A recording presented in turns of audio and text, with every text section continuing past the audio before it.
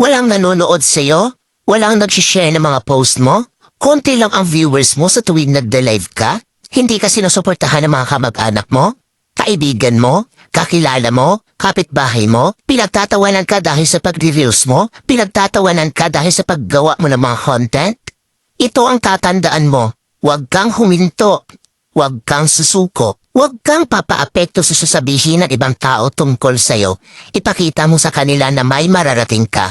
Dahil isang araw, kapag marami ka ng followers, kapag marami na ang sumusuporta sa'yo, kapag marami na ang nanonood sa'yo, kapag marami ka ng viewers, kapag marami na ang nagmamahal sa'yo at sumusuporta sa'yo, kapag marami ka ng payout, kapag sinasahod mo na ang sinasahod ng mga sikat na content creator, kapag mayaman ka na, kapag marami ka ng pera, ay manunood na yan sila sa'yo.